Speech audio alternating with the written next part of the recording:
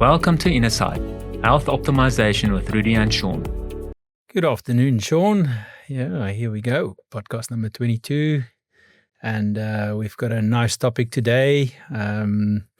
We've told our Facebook listeners or readers that we want to move into the creatine today, which is so we've had a few questions and very topical these days, creatine. Yeah, thanks, Rudy. Yes, nice to be here. A lot of questions about creatine. I think a lot of people might be concerned about taking it, but it's been in the news lately quite often. And I think we're just going to chat around if it's good or bad. Yeah, I think the first thing we must do is we must maybe tell the listeners what creatine is. So creatine, the compound, so it's not a peptide, it's not a protein, it's actually just a compound in the body, and it's one of our energy production systems. Yeah, so you probably can say it's not an essential element because we do make creatine from amino acids, arginine, glycine, and methionine. So your body produces it. So technically, it's not an essential element, but we also get it through food, especially meat and fish. But under certain circumstances, we need more than we actually produce, or sometimes we don't get enough in through our diets.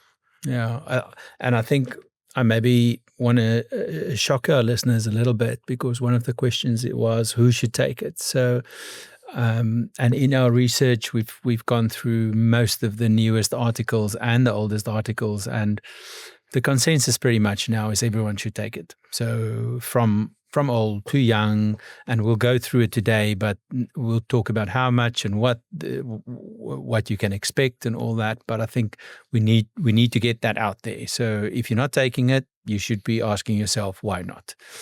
Exactly. There's north of 600 publications on the use of creatine. And it's been around since 1993, commercially available. So that's north of 30 years available to take. And it became popular in that 92 Barcelona Olympics when some of the athletes, they said that creatine helped them in their performance. And then it was a bit of a hype. And I think over time, some people thought it might cause some side effects or it might have a negative impact. And then it moves into the realm of bodybuilders and athletes, and the general population. I don't know how much of the general population was still interested in creatine until recently, because of all the new studies that has been published. Yeah, let's go back and tell people exactly what creatine is. So creatine is a compound, as we said, made up of arginine, glycine, and methionine, and it's one of the four major energy production systems in the body. I like to take a view on it, to think how do you think about energy production in the body. So let's say you're going to a braai or a barbie, as the Aussies will call it, and you're going to start making a fire. So you have to have a match, you have to have some kind of fire lighter, and then you have to have logs, and then you have to put your meat on something. So if you think about this whole system, the lighting of the match, then that'll get to your fire lighter and then make your fire with the logs, and the fire will transfer. So creatine is actually this match in this whole process. So it's actually that first 10 seconds of energy production, high intensity energy. So if you think about a 10-second sprint, that is pretty much creatine. So, and for our scientists out there, creatine it goes into the body and binds with phosphate, and then donates that phosphate in to form ATP from ADP. Yes, so the energy source that we use in our bodies for sprinting and metabolic processes, everything is ATP, adenyl triphosphate. So that's exactly what it does. So we use that ATP to generate energy, because when you take that one phosphate off the ATP to make ADP, that energy that's released, that's the energy that you use. So the creatine that you mentioned is then donating that phosphate to that ATP so that you have that first 10 seconds of energy. So in essence, it supports that initial burst of energy. That's the sprint, that's a pull-up, that's a squat, that's that initial especially type 2 fiber support that it gives in muscle terms. Okay, and we get one-on-one. So one molecule of creatine will give you from ATP one bout of energy, Yes. 1 ATP. Yes, so that's the match. That's the match, and then you get the firelighter.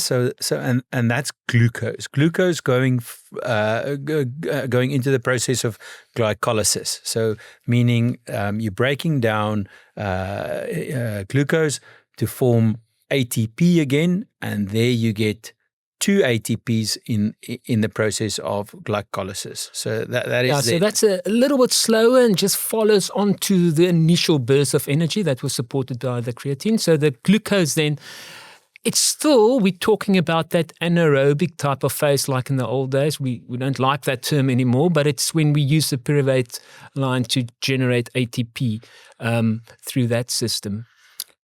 Good. And so now we've had glycolysis, we're into pyruvate or lactate, depending on how anaerobic your process is, and then you jump into that Krebs cycle. And into the Krebs cycle, depending how that electron chain, how you go down the electron chain, it's a longer process, but you get a lot of ATP, up to I think 34 ATPs in the whole process, but it's a lot longer. And that's the 800-meter athletes, those guys that beyond. Yeah, and then beyond that, we've got the big logs. So the big logs is pretty much your free fatty acids. So they sustain the fire for long, but they form embers. They don't have this fire. Okay, so that's the longer distance running and the zone 2 and all those guys in the free fatty acids. So now we know if creatine fits. I will bring the Bry grid in a little bit because that is protein. So protein, it doesn't give you any energy. It maybe glow a little bit, and when you touch it, it'll burn, but it doesn't really give energy as such as fire. So protein is not really one of our energy sources in the body. No. So now we know creatine is actually the lighter. So the more you have, the better your first 10 seconds. And that's why it helps bodybuilders so much, because they pretty much just do strength quick, and they don't go on forever. They want to be strong as possible. Yes, but it's also because it's fueling that fast twitch muscles, fibers. It's also important in the older person when you misstep and you almost fall. That quick reaction time, that's all fueled by ATP and supported by creatine and phosphate. So it's not just the bodybuilders. And I think that's where we're moving towards now, to understand that, yes, this is a bodybuilding supplement, but it is not. It's actually a supplement for all of us. Yeah. I just heard you saying creatinine phosphate, which is quite interesting. We're going to bring it back to that later, where creatinine and creatine fits in the process. But I agree with you 100%. So for our listeners out there, we wanted to say, okay, but what is creatine? So we now know creatine is a compound. It is formed by the body itself. So depending how much you eat, so what do you eat? You have to eat, again, like iron, you have to eat meats, poultry, red meats, milk. So it's the vegetarians will struggle getting enough creatine. Yes, and I think you might ask, but why supplement then if you can get it from food? But I think we need to put it in perspective, is that the general recommendation is about 3 to 5 grams of creatine, but we'll talk about dosage and things like that later. But to get 5 grams is about 1 kilogram of red meat, or 1.5 kilograms of pork, or 9.5 liters of milk. So in reality, you can't get that kind of creatine through your diet. Yeah, so what we're actually trying to do is we want to fill up our stores. So most of us would run at an adequate level, but not at the super physiological level. So what we're trying here with taking creatine is moving to a super physiological level. So you want to fill all your muscles, all your brain, all the places in the body where it gets stored. So maybe we should just say where it gets stored in the body. I mean, most of it is in the skeletal muscle. So for our listeners, skeletal muscle is pretty much your big muscles, the ones that you use that you can control. Yeah, well, 95% more or less stored in that way. And the other 5 to 7% is mainly bone and brain, Yeah. To simplify it. And I think that little piece, the 5% is where the new research is taking us. The brain, the bone, and a little bit even in fertility, testes actually carry quite a bit of creatine, and that is the new research. Is that older people and young adolescents, those guys get a lot of benefit from having good value, or let's say super physiological creatine levels. Yeah, and I think if you think of the brain, so at resting state, the brain takes about 20% of your whole body's energy to just at baseline. So, and we talked about the creatine being that match. So it's a high energy system. The brain is a high energy system, and that's why we see the results most likely. Yeah, amazing. Okay, so now we know what creatine is. We know how it makes energy. So maybe we should then say, okay, we get it from meats and poultry and milk, but how can we take it? How can we get more? It's pretty much supplementation. I think that's the only way. Yeah. Because if you don't want the calories going with eating an extra kilogram of meat or 9.5 liters milk, then yes, supplementation is the way to go. Yeah, and if you think about it, a whole tub of creatine monohydrate costs about 250 Rand. Exactly. Yeah, so it's actually very cheap, and it can last the family 3 months maybe. So it's not an expensive supplementation. No, absolutely, it's a very affordable supplementation. So to come back, then our view is that most people and most families should have a pot of creatine in their cupboard. Yes, I think if we run through all the benefits of creatine, then people will understand that. But I think back in the day, there was a lot of loading of creatine through the supplementation, which sometimes produce some side effects, bloating and some GIT or gastrointestinal side effects. But these days we don't really see that because we don't load anymore. We just give a constant dose over time until the stores are saturated. So I think some of the side effects or the bad name for creatine is it's better now. So and I think maybe we should talk about that. These the misconceptions about creatine is that it's got this major list of side effects, and one of the biggest changes was this article in front of me by the International Society of Sports Nutrition that they put out in February of this year, the 12th of February in 2025, with 14 points, very, very clearly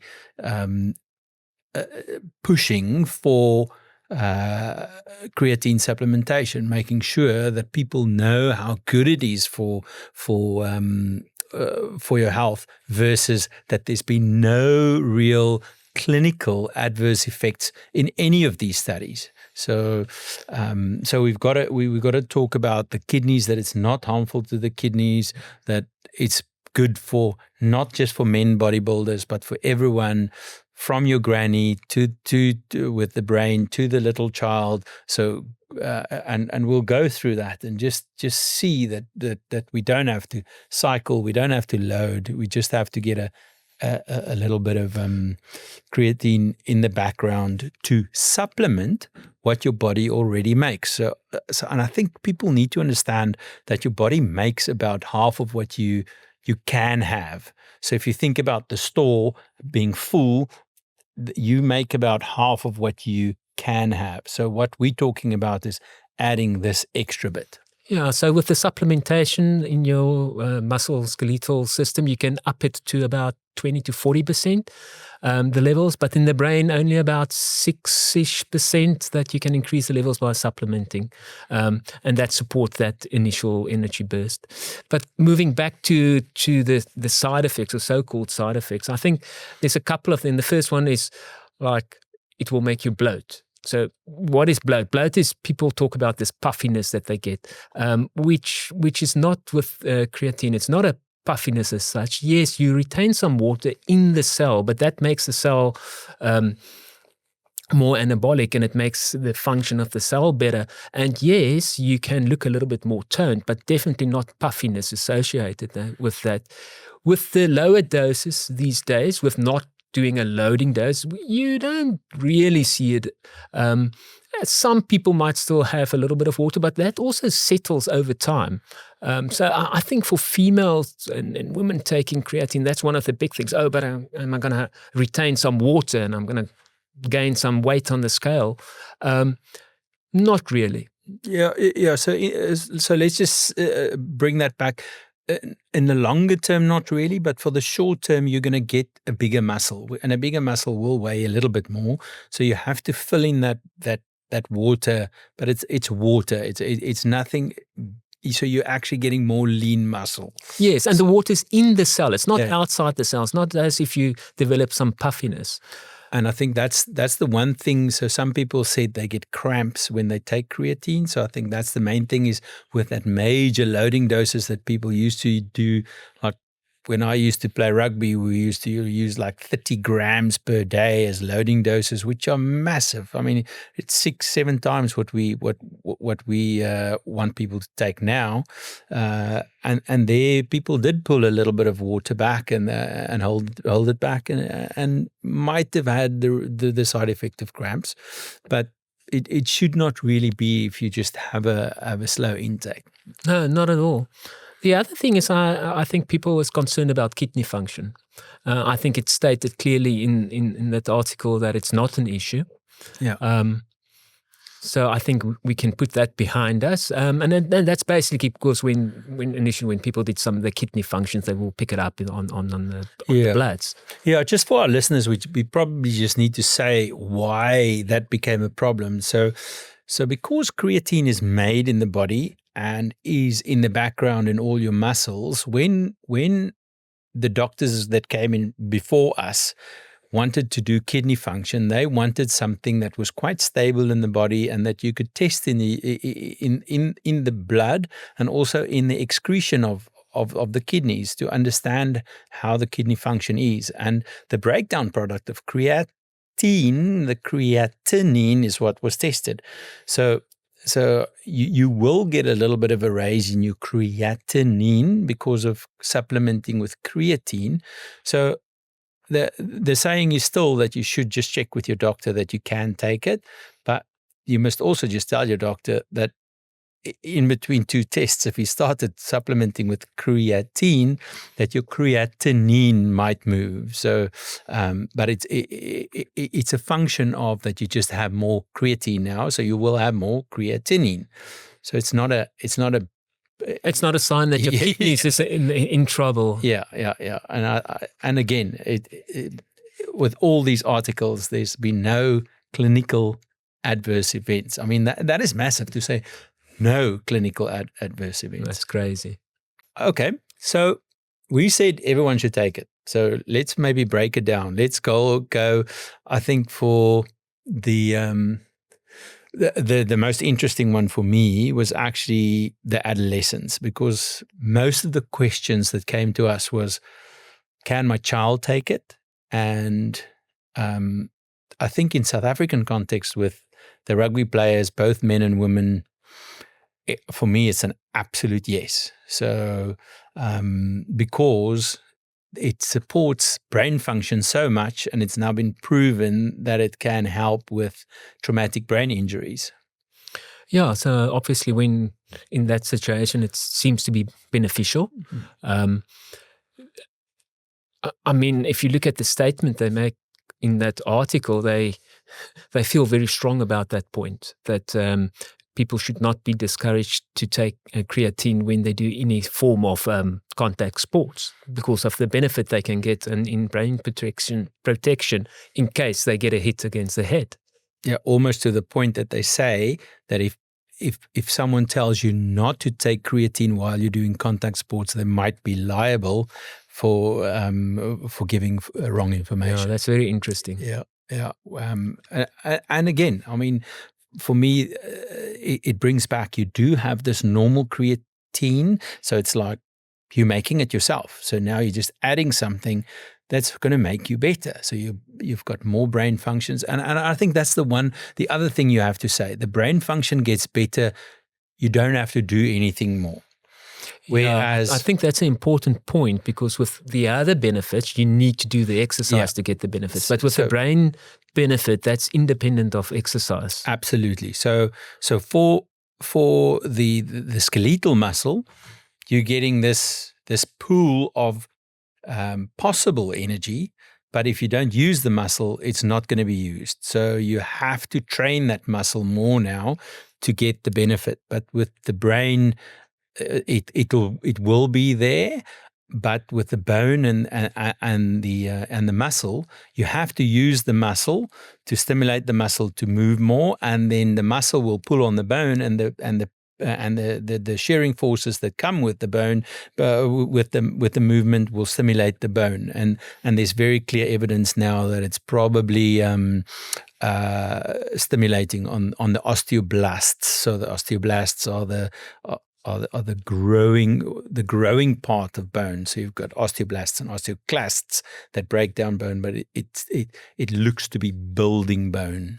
No, absolutely, and that is also very important, especially in females, especially when they go into the perimenopause and they lose that estrogen support of bone health. Creatine might be a good supplement to support that and to help them maintain their bone density. And this is quite interesting, where we're now falling together in quite a lot of our podcasts. When we had Dr. Malena on, that said, but we need that estrogen. So now it shows we need creatine. We had Prof. Vernon here that we needed iron. So those three are really linked, and especially, I mean, I think the science now in the perimenopausal and the menopausal women is amazing. I mean, those three things for me is an absolute must. They must look at estrogen. They definitely have to look at creatine supplementation, and so that's very, very, very cool. Okay, so we said the bone health, we said the traumatic brain injury issues. More brain health is that they've done some studies in the older persons. It supports cognition, improvement in cognition, which is quite nice to know. Yeah, so cognition now, and then also a reduction in the chance of dementia. So that is nice to know. So you get the boom, the spark, the fire now, but also you can delay onset of dementia. Yeah. And in the younger population, it does seem that it works better when there's a demand on the brain. It's shown very positive results in sleep deprivation, so to improve cognition after sleep deprivation, or any situation where your brain is fatigued or stressed out. So I can think of exams as an example. I wish I took creatine in my exams when I was a student. And I mean, it shows you now. We did actually at med school, we did take creatine, because that first 1993 jump was actually in the time when we were at med school. So we're giving away our age a little bit here, but that first bump of, yes, use creatine. I mean, luckily we were men at the time. It was not given to the women, and so many of these things were so misogynistic at that time. But I'm happy that they're pulling the women into this now. Maybe we can circle back, but I maybe want to talk about dose now before we get too much into the sciences. So let's talk about dose. So we said you don't really need to load anymore. So yeah, so that's an interesting one.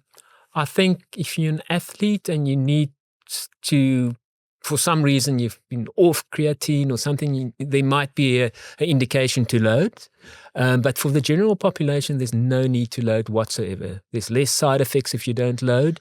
And loading, we refer to that 20 grams a day for about a week.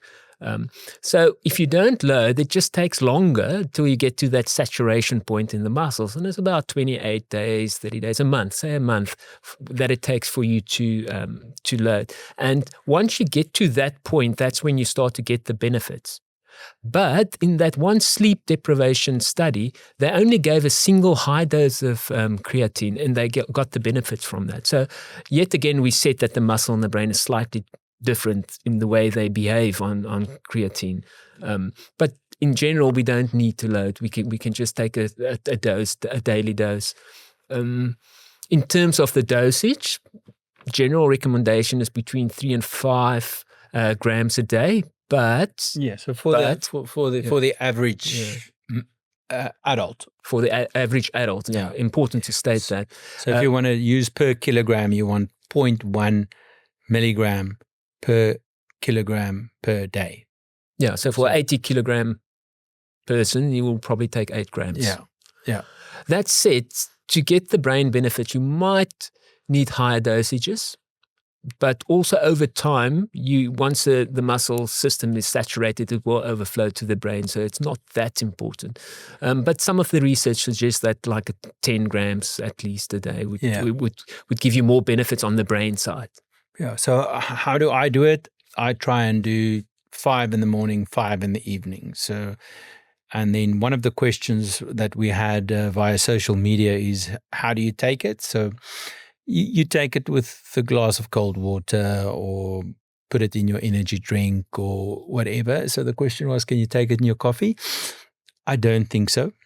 I'm just a little bit scared that you'll have breakdown of your amino acids in a hot liquid. So I'm not worried. Yeah, I've listened to something the other day and they said it should not be a problem, but there is a interaction with the caffeine. As long as the dose is low enough, it's not a big problem. But yes, there is a question mark behind that one.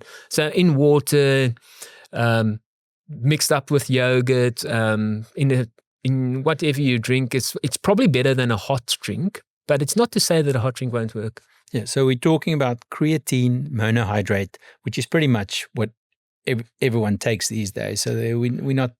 That's everyone's moving to creatine monohydrate. Yeah, I must say, I think I need to just tell this little story of, so about 2 years ago, I tried creatine monohydrate, okay? A creatine monohydrate. Mm-hmm. But I bought it from one of the local pharmacy shops, and it was a well-known gym brand, if I can put it that way. And I felt terrible on it.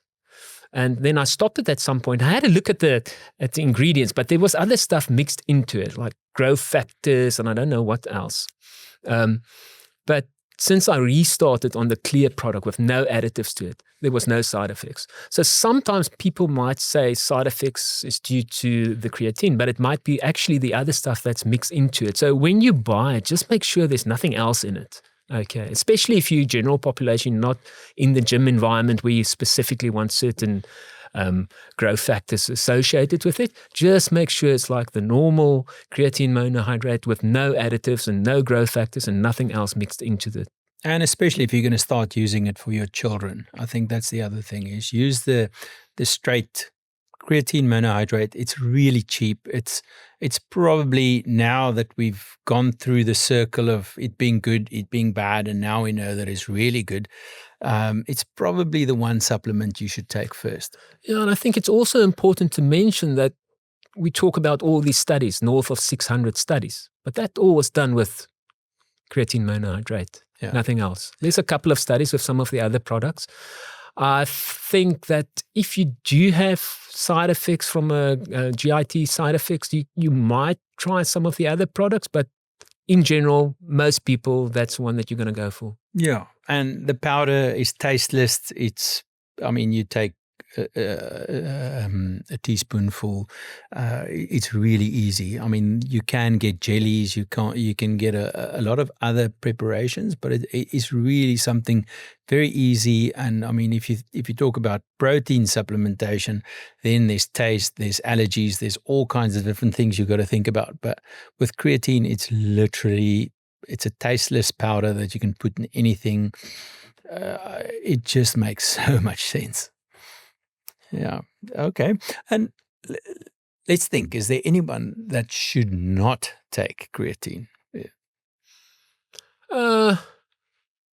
I think. I need to think about that one. Well, I suppose if you do no exercise whatsoever, and you're not interested in improving your cognition, then you don't need to take it. Yeah.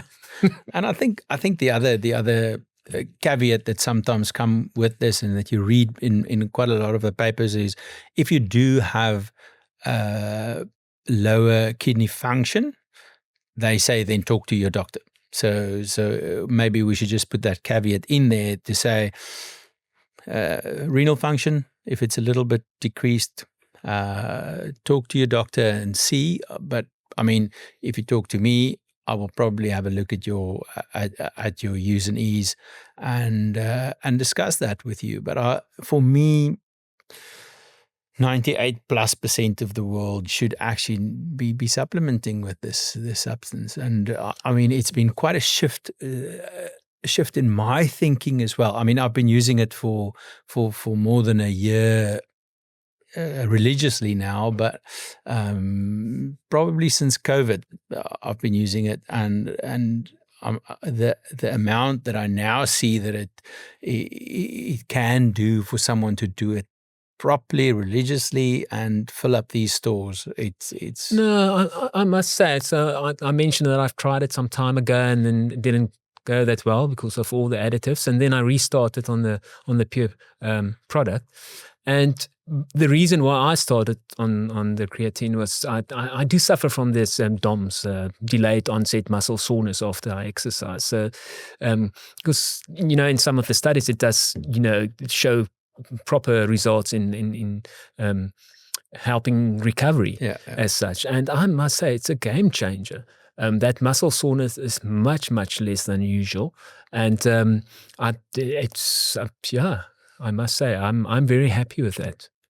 So when we in the game of, let's say, longevity, a lot of the stuff that we do, you do to not necessarily live longer, but live better. But creatine is one of those things that's actually going to make you feel good now, because you're going to have more energy to exercise, you're going to recover better, and you're going to have better cognition. So it's one of those nice things that you can institute in your life for benefits that you will feel now. And I think, we talk about longevity, but I think this one is the health span. I mean, it'll move you on that curve now, and then also your trickle down effect will be for quite long, because if you think about it, if you listen to our other podcast, what's the two things you want to keep? Brain and muscle. And here's one substance that gives you brain and muscle. It's magic almost. No, absolutely. And as we age, we need that support. And with all the data behind it, very few side effects, or no adverse events in that article that you have there in front of you. It's a good buck for your money. Huh? It's bang for your money. Yeah, and I think it will be nice to get this podcast out to quite a lot of our colleagues as well, because I mean, we are researching this all the time. This is quite close to our heart. But I mean, I had a discussion with one of our colleagues, and they were dead set against creatine. But I think we need this information out, that there's a substance out there that can make people's lives better now. So. No, absolutely. And I think it had a bit of a bad rap for some time. New data shows there's more to it than just going to the gym. And it's definitely something to reconsider if you were thinking it's a bad substance to use.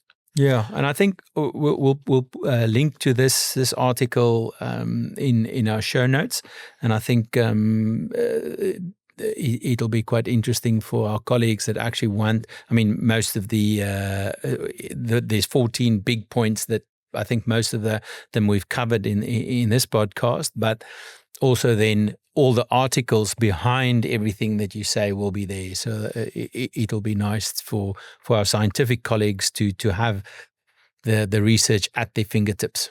Yeah, and at the end of the day, it's everyone's decision what they want to do and if they want to take it or not. But the literature is there, and we'll link it up. Yeah, and I think again, just a piece of people that might have been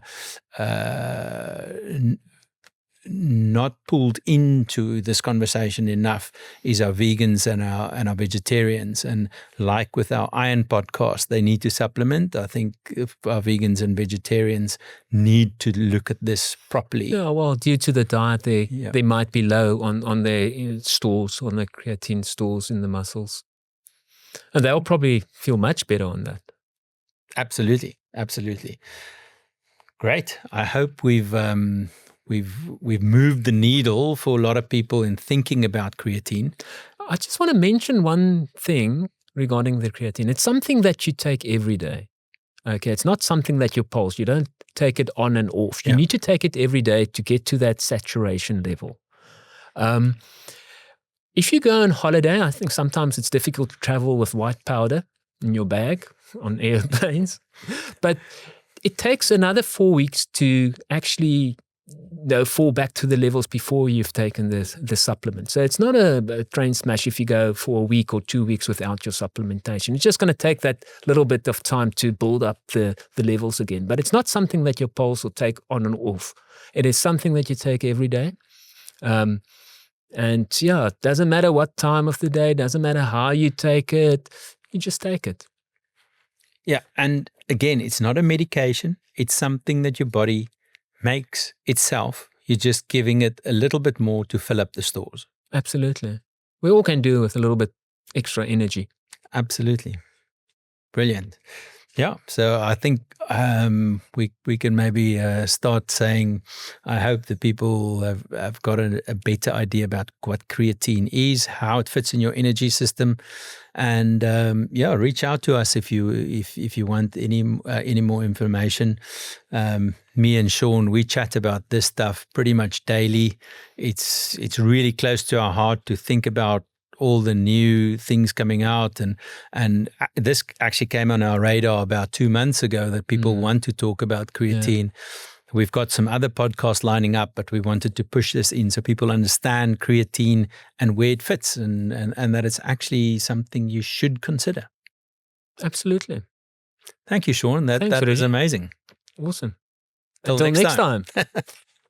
Disclaimer. This podcast is not intended as a substitute for the advice of your healthcare provider. No doctor-patient relationship has been formed through this podcast. The content here is for information purposes only.